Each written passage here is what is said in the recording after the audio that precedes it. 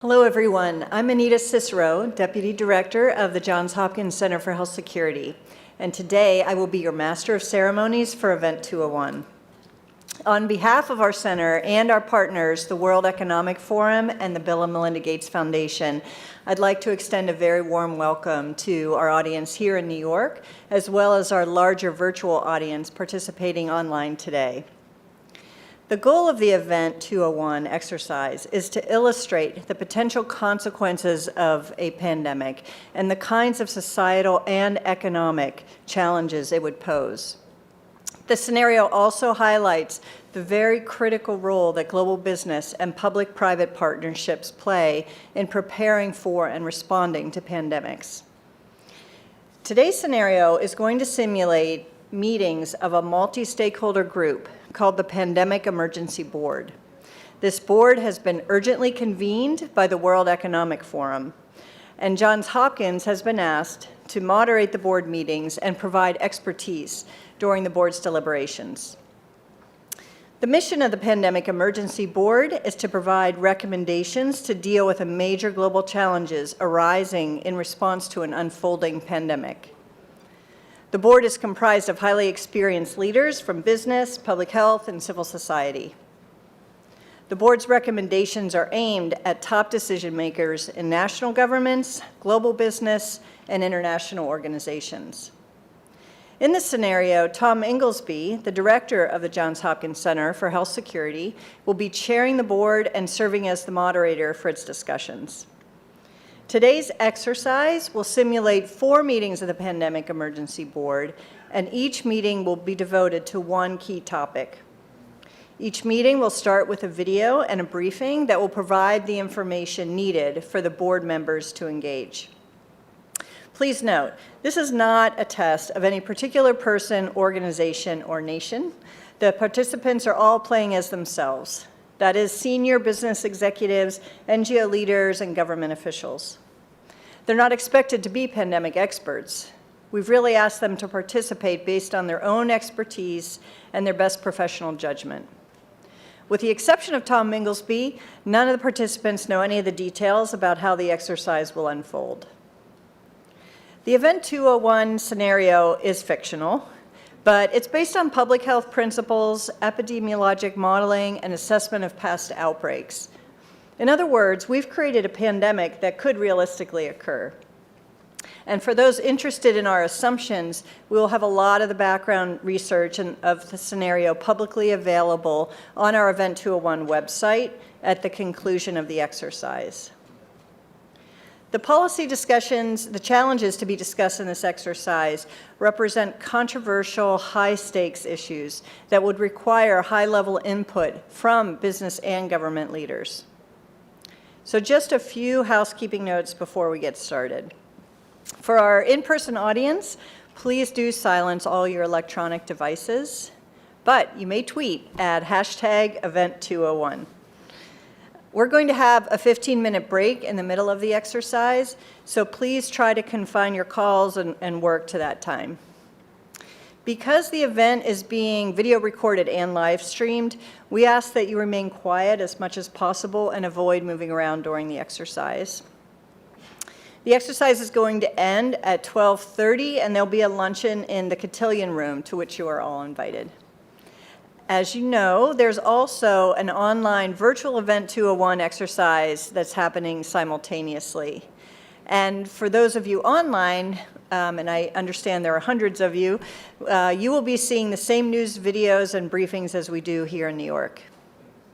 But you will engage in your own online discussion in place of watching the discussions of the players here in the room. The topics and the topics and the pacing of the deliberations will be the same, both online and in the room. So, as you can see on this slide, we have an outstanding group of global leaders playing the role of the Pandemic Emergency Board members here in New York. And with that, let's welcome our participants and invite them into the room. Tom Inglesby from Johns Hopkins Center for Health Security, LaToya Abbott, Marriott International, Sophia Borges, UN Foundation, Brad Connett, Henry Schein, Chris Elias, the Bill and Melinda Gates Foundation. Tim Evans, formerly of the World Bank. George Gao from China CDC. Avril Haines, former Deputy U.S. National Security Advisor. Jane Hulton, ANZ Bank, and former secretaries of both the Department of Health and Finance in Australia. Matthew Harrington from Edelman. Martin Knuckle from Lufthansa Group. Eduardo Martinez, UPS Foundation. Stephen Redd from US CDC. Adrian Thomas from Johnson & Johnson. And Hasti Taggi from NBC Universal Media. And Lavin Theroux from the Monetary Authority of Singapore. Welcome. And before we begin the exercise, I also want to introduce Ryan Morehard, who's lead of the Global Health Security Group at the World Economic Forum, and he will say a few words. Ryan.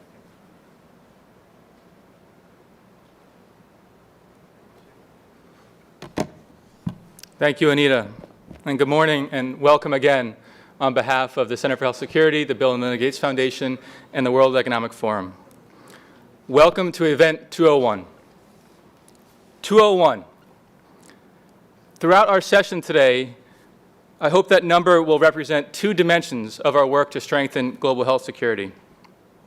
First, today, there are 200 epidemic events every year, and it hasn't always been this way. The number is increasing, driven by globalization, climate change, urbanization, deforestation, and other trends of our modern world. In other words, we're in a new era of epidemic risk. And the second dimension is that one of these days, one of these epidemic events will be a pandemic, a fast-moving pandemic. And mitigating risk and impact of that pandemic will require an all-hands-on-deck approach. And we know from past responses that public-private cooperation will be essential. We also know from these responses that there are some bright spots when it comes to public-private cooperation, but some real critical challenges remain. But there's every reason for us to work together to address these challenges. For one, it turns out that at $570 billion annualized, the annualized risk posed by pandemics is on par and rivals with climate change, which means that the pandemic risk to lives and livelihoods is at a level that governments and the world's biggest businesses can no longer afford to ignore. And we are counting on this conversation today to inform our work together to improve our collective preparedness and to protect lives and livelihoods from pandemics. And to provide further context, I'm very pleased to introduce a short video now from Dr. Mike Ryan, the Executive Director at WHO and the head of WHO's emergency program. So with that, we'll turn to a video.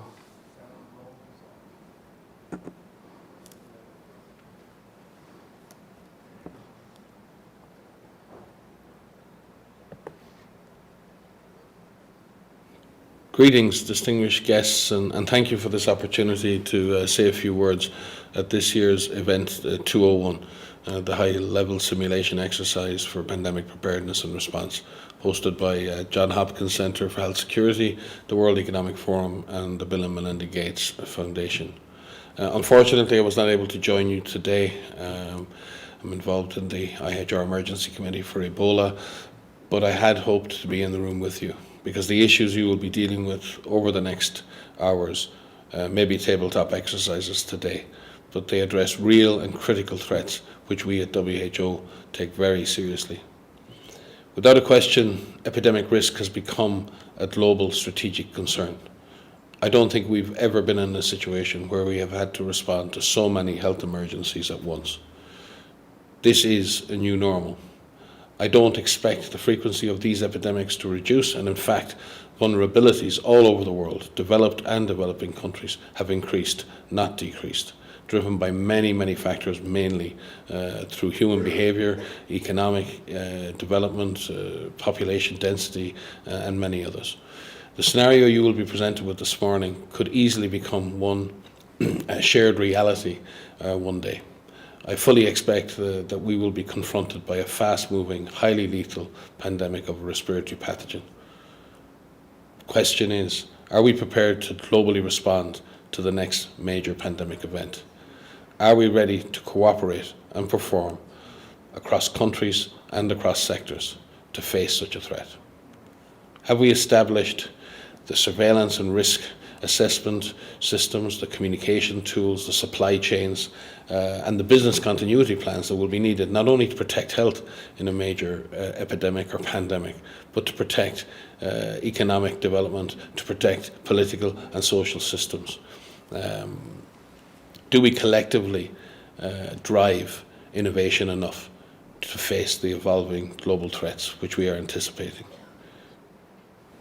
The nature of pandemics is that many countries will be affected at the same time. This is particularly true with the respiratory pathogen, as they are often transmitted by asymptomatic persons. They spread fast. In 2009, the pandemic virus reached all continents in less than 9 weeks. WHO's priorities are to establish a minimum capacity to detect and respond in each country around the world, to develop global strategies for the containment and control of individual disease threats, and develop global mechanisms to ensure cross-sectoral and multinational, multilateral coordination. Innovation and partnership across all sectors are needed, including joint strategies between global health leaders and the drivers of travel, communication, data technology industries. WHO is working at all levels through a variety of partnerships to strengthen national and regional preparedness, such as GORN, the Global Outbreak Alert and Response Network. Through the PIP framework, adopted by WHO member states in 2011, WHO has secured 400 million vaccine doses for influenza, 10 million antiviral treatments, and 250,000 diagnostic kits for the next pandemic. We have completed external evaluations of surveillance and response systems in over 100 countries and carried out more than 50 simulation exercises at country level, looking for vulnerabilities and weaknesses in national systems.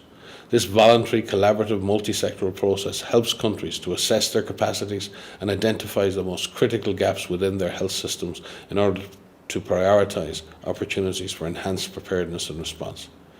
The Pandemic Supply Chain Network, part of the Epidemic Readiness Accelerator, which is a project of the World Economic Forum in partnership with many, including WHO.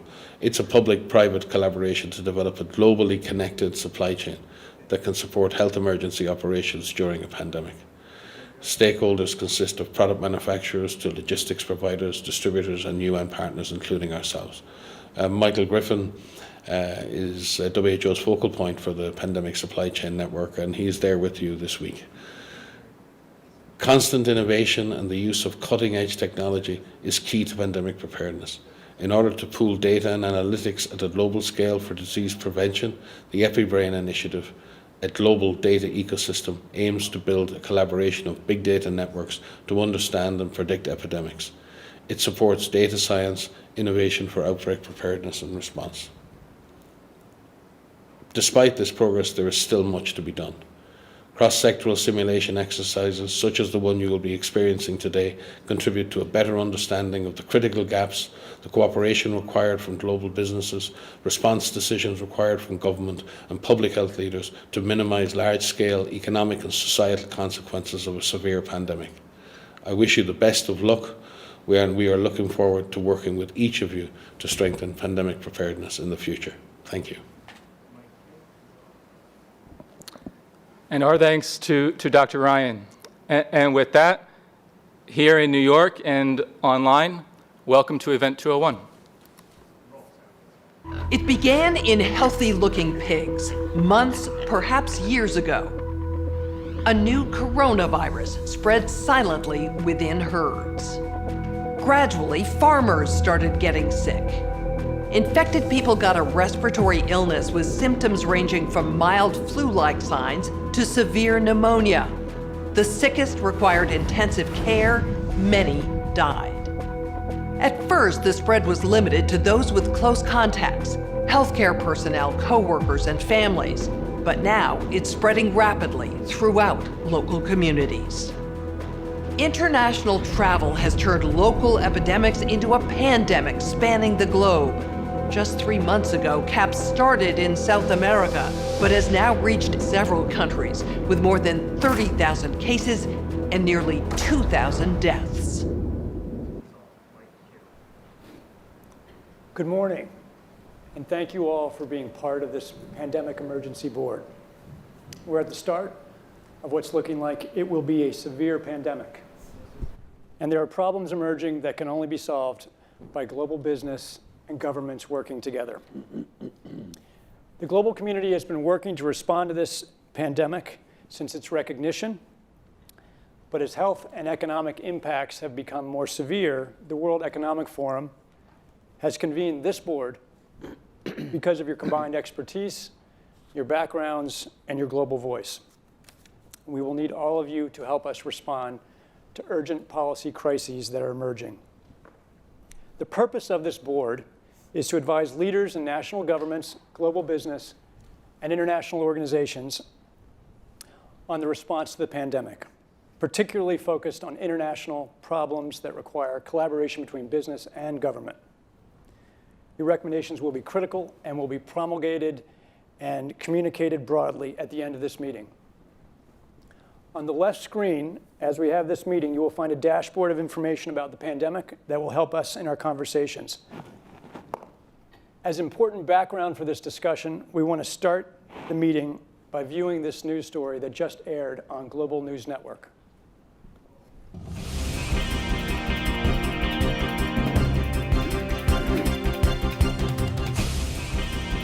Continuing our coverage of the newly discovered CAPS disease and the scope of its deadly outbreaks.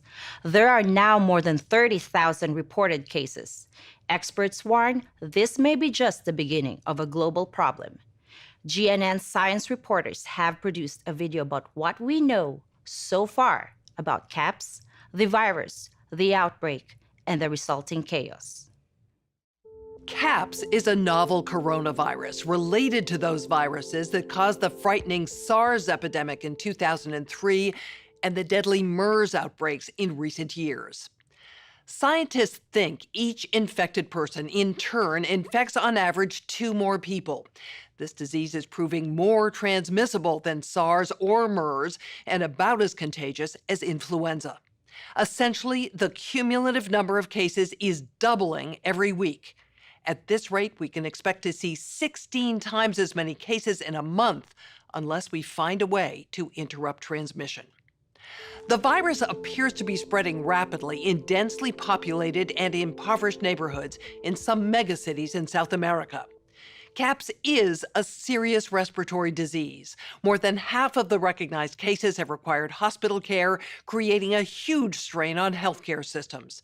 The fatality rate is about 10%. For comparison, CAPS is about as lethal as SARS and 2 to 4 times more lethal than the 1918 influenza pandemic, the worst pandemic on record. Even so, some people only exhibit mild flu-like symptoms, not requiring treatment in a hospital. Alarmingly, those people are able to walk around and spread the virus, not realizing they are doing so. Even worse, international travelers have been arriving at their destinations symptom-free, but within a matter of hours, becoming ill. Travel-related cases have blossomed into outbreaks in a number of locations and have quickly grown faster than health authorities could respond and contain them. In other places, physicians have quickly recognized the symptoms of CAPS and have been able to isolate infected individuals and avoid an outbreak, for now. Global public health experts are very concerned about this disease because it appears the virus is readily transmitted through the air from person to person. Essentially, all people are susceptible. Experts agree unless it is quickly controlled, it could lead to a severe pandemic, an outbreak that circles the globe and affects people everywhere. Models developed by leading public health authorities indicate a CAPS pandemic could lead to an outcome worse than the 1918 influenza, which killed 50 to 100 million people worldwide. Given the global population is 4 times larger than it was in 1918, If these models prove accurate, we could be looking at hundreds of millions of deaths over the next year or two. Okay, now we're going to get a briefing on the numbers and distribution of cases by Dr. Caitlin Rivers. As you've just heard, the outbreak is very worrisome. The vast majority of cases are occurring in Brazil and other South American countries.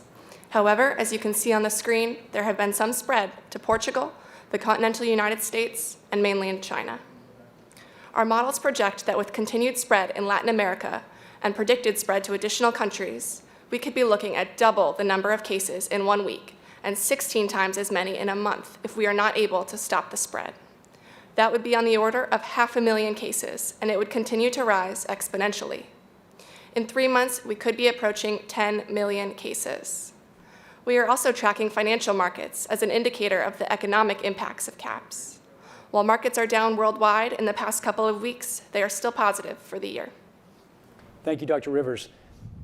The first emerging policy crisis for which we need this board's recommendations regards global allocation and distribution of medical countermeasures. And by medical countermeasures, we mean vaccines, drugs, and diagnostics and other medical supplies to help us combat the CAPS pandemic. I know we would all agree that if we had a vaccine in hand for CAPS, it'd be a game changer. But leading vaccine experts say a vaccine in the near term is highly unlikely. But there is an antiviral that does look like it will work. And to understand that better, we're going to watch one more clip here.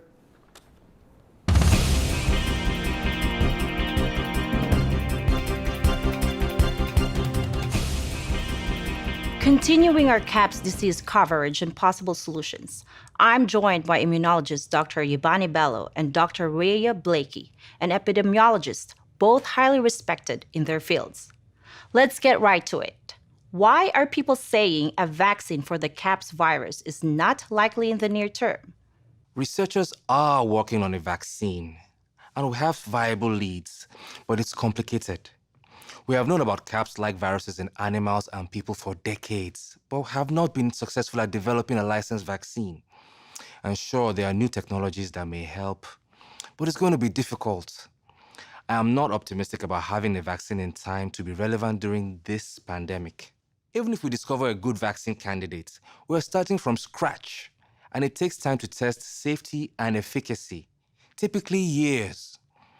So even if testing moves quickly, global manufacturing will still need to be established. Again, multiple hurdles. We simply cannot rely on these old timelines and processes. This is a crisis. We have to move beyond these issues. It may be complicated, difficult, but if we dedicate all available resources, this can happen. Also, keep in mind, we need effective treatments sooner rather than later. Extranavir is an antiviral drug. Scientists have told me this could be effective. We need to start treating people immediately. While I agree Extranavir does look promising, it's currently used for treating HIV. However, it's not manufactured on the scale needed for treating this many people. And will we just stop using it for HIV treatment? How will we get this drug in the quantities needed? Who decides who has priority for the limited amounts we do have? We both know countries are hoarding Extranavir. Doctor, in my opinion, you are lost in the details. With enough money and political will, anything is possible. Let's get going on this now. Thank you both for this extremely important discussion. Our U.S. affiliate has just released polling results on public expectations for a vaccine. A majority of Americans expect a vaccine to be available within 2 months, and 65% of those polled are eager to take the vaccine, even if it's experimental. In related news, a significant demand for personal protective equipment like N95 masks and gloves are on the rise due to the pandemic. However, globally, hospitals are running low. Additionally, other critical medical supplies such as saline and antibiotics are dwindling.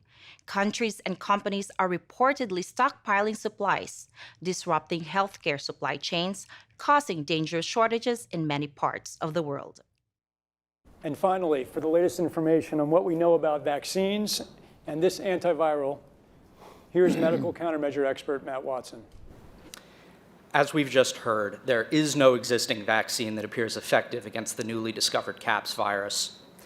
Governments, scientists, and companies around the world have become working intensively to develop one, but it's highly unlikely that a vaccine could be developed, tested, manufactured, and distributed in less than a year, and it's likely to take much longer.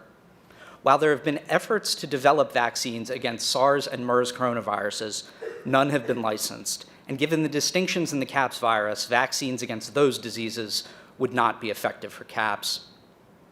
The antiviral drug Extranavir has demonstrated some efficacy against the CAPS virus. It reduces the severity of illness and saves lives in those who are infected, but does not prevent infection like a vaccine would. Extranavir is a generic drug primarily used to treat HIV. It is manufactured in 5 countries, including the United States and China. Approximately 1 million people take Extranavir every day for HIV.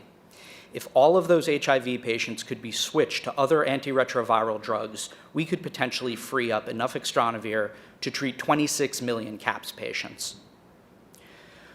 Assuming further that we could double production over the course of a year by bringing additional manufacturing online, we could eventually have 52 million treatment courses per year, but it will take many months to get there.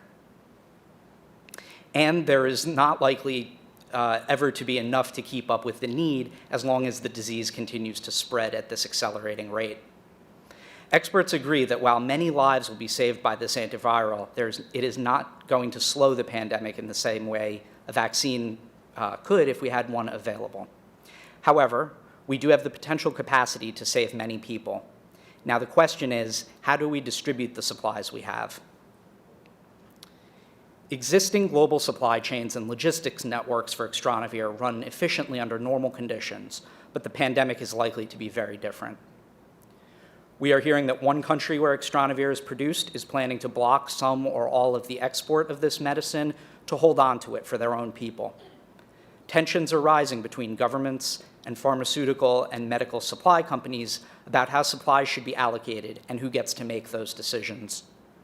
International humanitarian organizations are raising serious concerns about access to antivirals for people in low and middle-income countries. In addition to antivirals, other medical supplies are not reaching those who need them in many parts of the world. This is especially pronounced in low and middle-income countries, which are reporting the highest rates of disease transmission and mortality.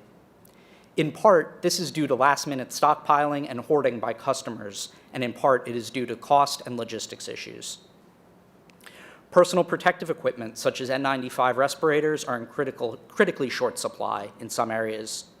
N95 respirators are manufactured by many companies around the world, but there are no reliable estimates of how many are produced or what global production surge capacity is. All we can say is that production capacity covers normal demand, and it is not uncommon to have temporary shortages during severe flu seasons. In a severe pandemic, we can expect the need to increase by a factor of at least 2 to 3. Given these supply issues, there are a number of potential proposals being floated aimed at coordinating and facilitating medical countermeasure allocation and delivery around the world. Politicians, business leaders, scientists, and policymakers are weighing in. Some are suggesting that suppliers and buyers continue to work independently to decide where to send antivirals and medical supplies. Others are suggesting that countries where these products are made should be able to decide where those drugs and supplies go. Still others are recommending that suppliers, buyers, and countries entrust a central international entity or organization with the job of allocation and distribution decisions for at least a portion of antivirals and other medical supplies. Thank you, Mr. Watson. So the policy crisis in question for this board in this meeting is this: how should governments, business, and international organizations allocate and distribute pandemic antivirals and medical supplies to the people who need them most? We now have time for discussion about this matter. This is the focus of this meeting.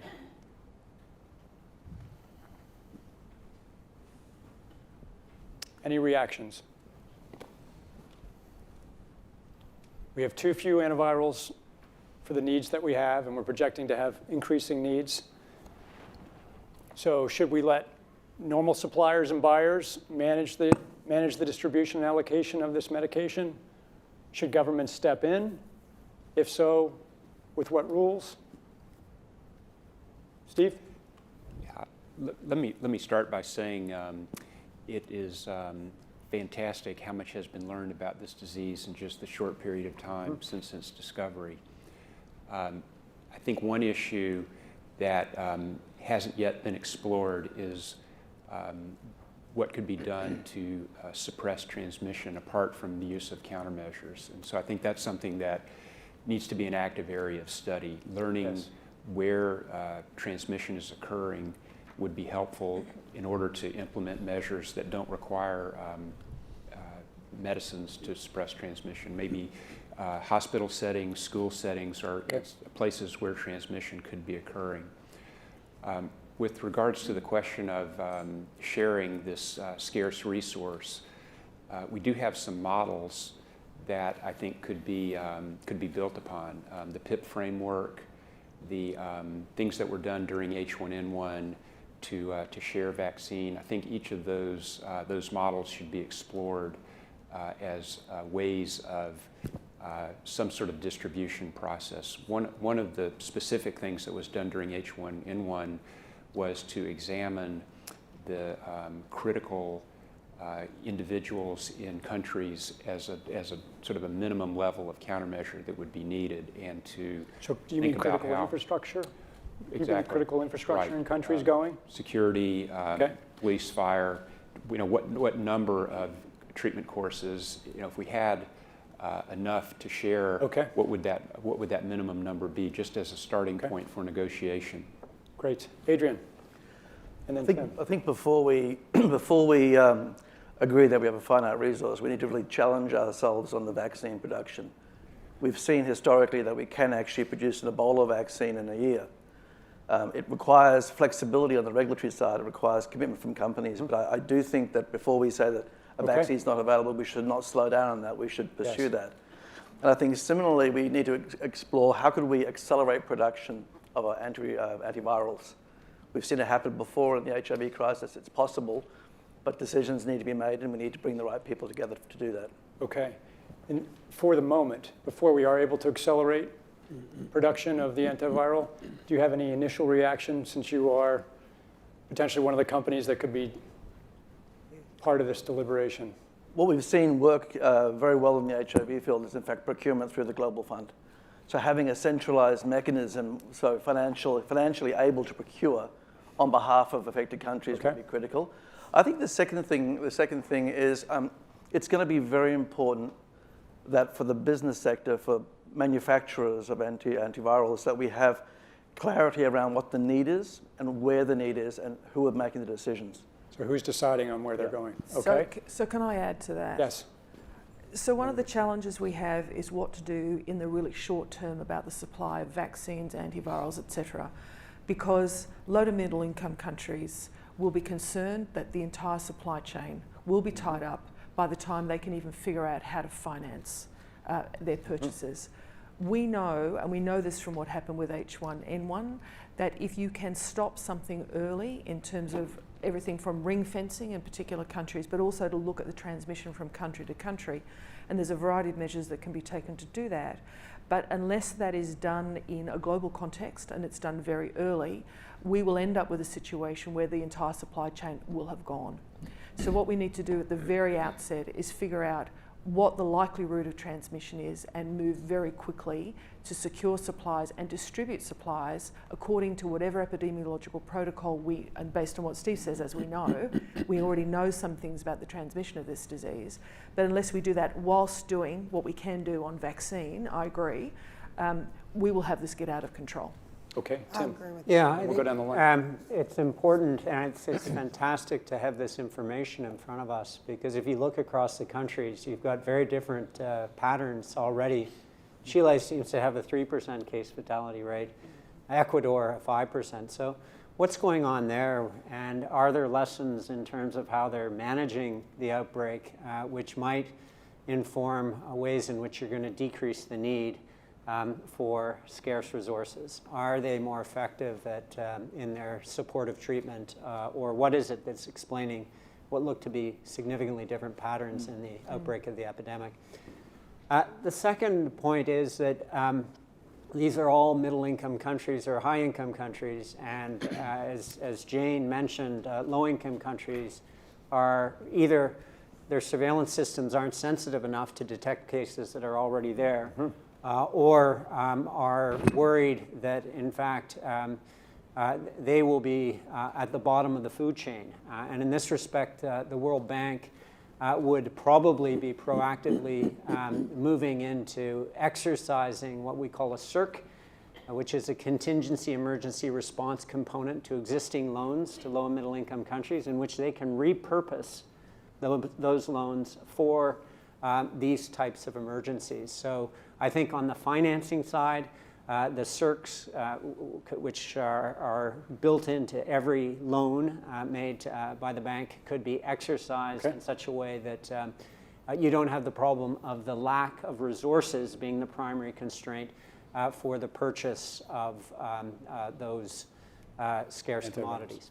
Okay, Latoya? I agree, because financially, that's one of the things we'll have to look at. We have to have the financial means to start production, mass production, and getting companies on board. It's about buy-in and having an understanding of where we're moving forward with this disease process, how quickly and rapidly it's proliferating, and also utilizing the materials that we do know, like the protective equipment that we already have. We know it's airborne, so ensuring that companies that are manufacturing these products have their have the financial ability to be able to do such. So that way, even if we are in the process of continuing to develop this drug, there is some type of protection that's going on to the lower companies. Great. So I'm going to keep going down the line, but just in terms of the initial reactions, do we think, as Adrian suggested, that there should be some kind of international resource or distribution method, or really is this going to be every country for itself doing what it can to procure N95 masks, antivirals for itself? And so just think about that as you're making your comments. Yeah, well, I do think that there needs to be sort of an honest broker, a centralized command and control organization that really brings together the public-private sector, both on a global approach and also on a local approach, because we can't forget that transparency and communications at the local level are going to be critical in the to stop the continued spread. But I do think there needs to be some form of centralized approach to really organize all the various efforts that are going to be undertaken. Okay, I think a lot of people want to get in here. We'll go around the table. Martin, Sophia, Chris, and then George. Thank you. I fully support the centralized approach in this state we have already, if it comes also to global distribution of any products. And I would like to go back to Stephen's first statement. We had parallel to this, we should really focus on how the spread could be controlled better or easily. If I talk about logistics for globally distributed topics, we need to protect the staff that is responsible for this. If they don't protect it, they won't do this. And then the entire chain breaks apart within no days. So we really have to do it both parallel to find out possible ways to protect the people that are in chain for this, and it should be centralized, organized, otherwise it will not work. So you're saying that the people who are delivering these medicines and moving them around the world, they should be protected by these medicines with N95 masks? I mean, there's basic protection anyway in a phase like this, but we should enlarge this with the newest information we have about the spreading. Only with this we can guarantee that any distribution is possible at all. Okay, Sophia? Thank you. Yes, I agree. And I wanted to speak to the point about having the honest broker. And I think in this regard, the United Nations fits the bill. I think that given that the countries most affected are those that are low and middle income countries with unequal access to technology, to finances, the UN has a worldwide footprint, universally recognized, and universal membership. And I think taking the example of the Ebola crisis last round, when a trust fund was established, and calling on member states who are capable of contributing to that trust fund in order to help those that are least capable, the low and middle income countries. Thank you. Chris? Thanks, Tom. I want to agree with a couple of comments. One is about the need to prioritize for the frontline health workers, the basic people to keep the system working. I think it's important to recognize that we have the data that you're showing because of some remarkable international collaboration about sharing information in real time about the patterns of disease. And that's come out of the international health regulations, and that's a good first step. If we're now going to try to prioritize the allocation of scarce commodities, having this kind of dashboard to know where those masks and drugs are, and to get at some of the psychology that's behind some of the hoarding. People may be making bad decisions because they think it's more scarce than it actually is. So if we could have the equivalent of this dashboard to understand where the supplies are to map to the needs, a global stockpile would certainly help ensure more rational and strategic allocation. But the reality is that we don't have the logistics capability, even within the UN, to bring that together in one place and run it. So this is where I think a collaboration between the international organizations like the World Health Organization and the private sector, which runs these supply chains for many purposes every day, understand where the supplies are, make smart decisions about how to allocate them to the people who need them in the places that need them the most, and then work with the industry to move those supplies from where they are today to where they need to be. On your point of transparency and data about where supplies are, where medicines are, where N95 masks are, we couldn't agree more. We've been unable to find that data, so I think it's an important need that you just surfaced. George? Yes, I would support for the proposal, centralized, coordinated effort, not just national, also internationally. At such a situation, that's very, very, very important. And when you read all this about the epi data, R naught is 2. It's relatively, you can see the number is there. Especially when you are talking about some country like China or any countries who have the largest population of swine, pig production. So if the virus yet still, transmitted from pig still in the cycle, so that could be very serious. So we have to prioritize. So maybe the farmers or whoever have access to it. So that's very important to have the expert to assess the possibility. You see the R naught, but you also see it's swine origin. I will still have some new virus from swine, from pigs, or the virus already circulating in the human beings. That's also, we should put that into account for the strategy for the allocation of the extra winner. And also I got the information from my staff, looks like, of course, we have capacity to produce the extra number, but even, think about the population we have. We can't expand our capacity, but, what we have, even not enough for our own population. Tom? That's the question we should think. Yes. I think it's important in 2019 to remember that in 2016, the World Economic Forum, together with the World Food Program, presented a global supply chain management approach for this exact scenario.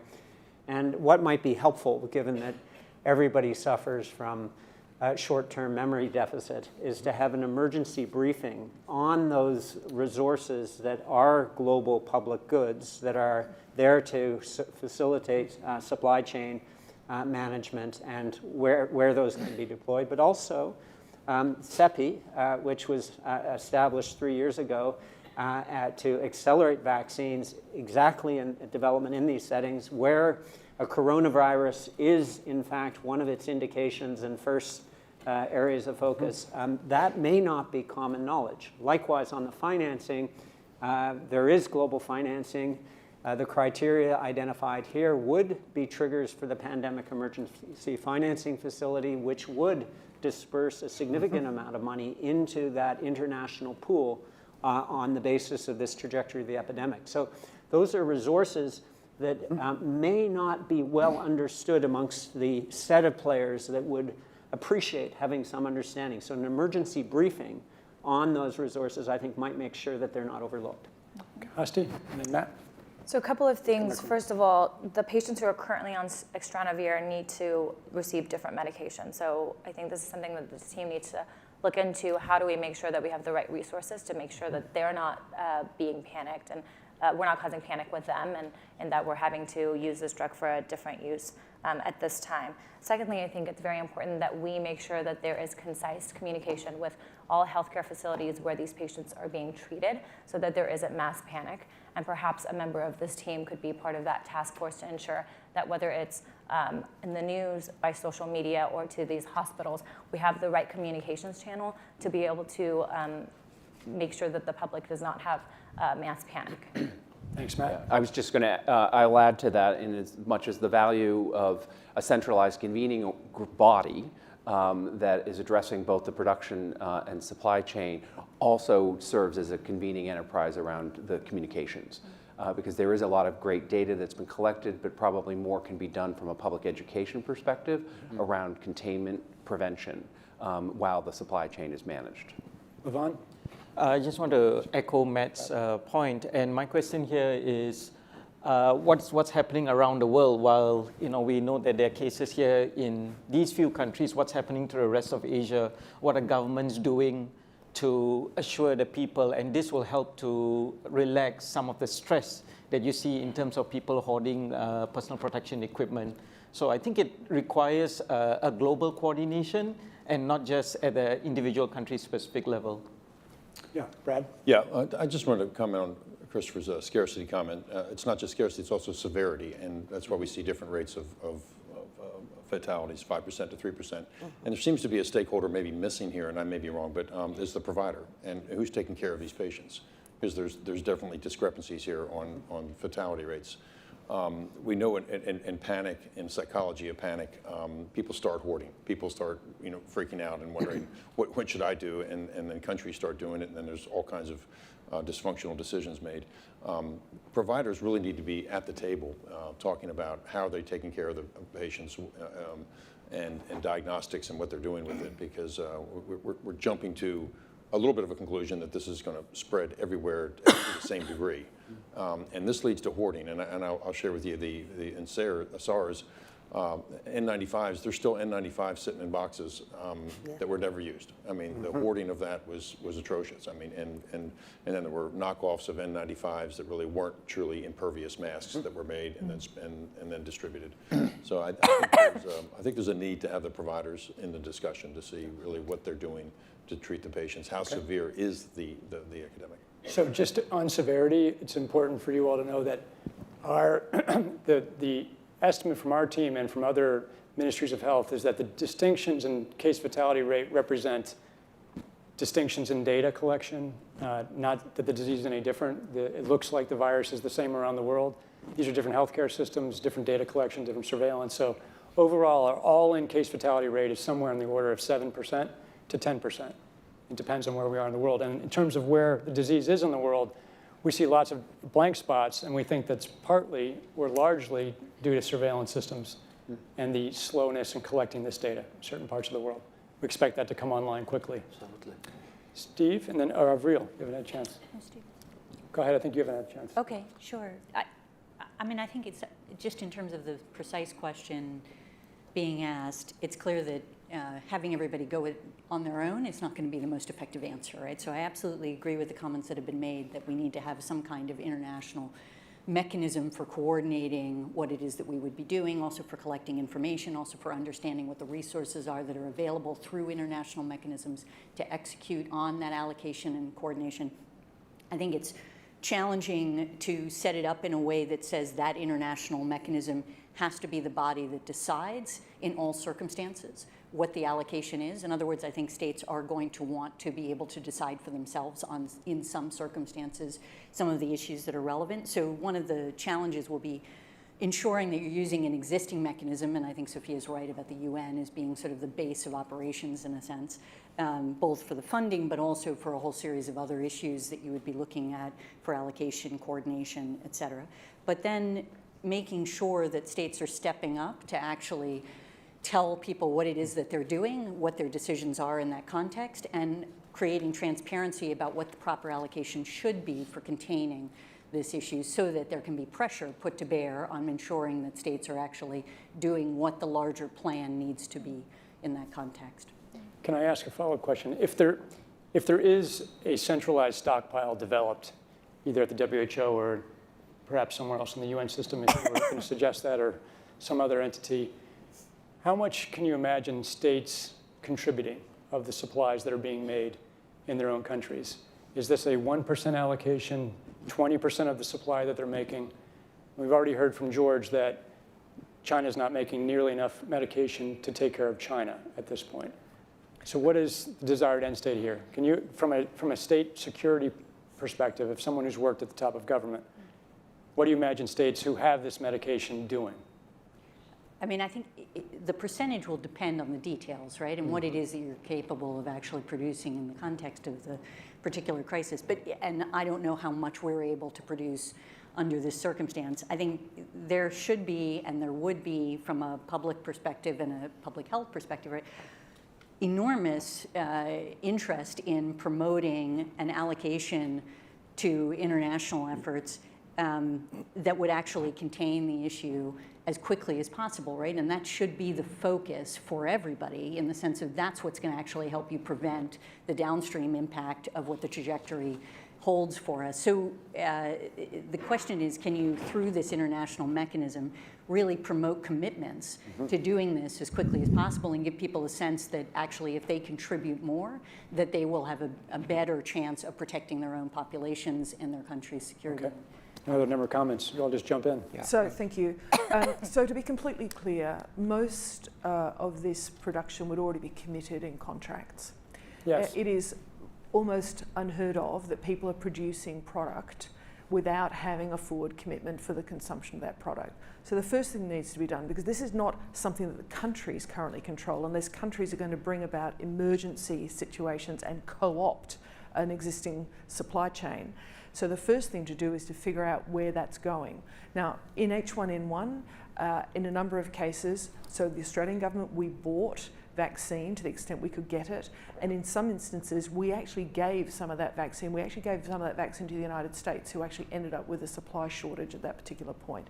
So, inconsistent with working out where the biggest vulnerabilities are, the first thing you need to do is figure out who's got control of those supply chains and those products, and then figure out where, for the greater global good, it should be deployed. But we need to be clear.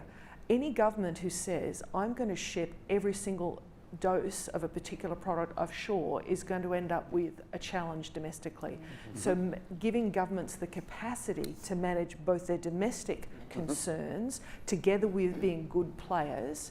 And we know from the PIP framework that companies will similarly contribute, but it's got to be in an organised framework. Okay. And that challenge, I think, is being proved out with the increasing rhetoric, both by candidates in the US, UK, and Germany, who are saying that globalism is responsible for this pandemic, and therefore there's a rising protectionist nature to take care of their own.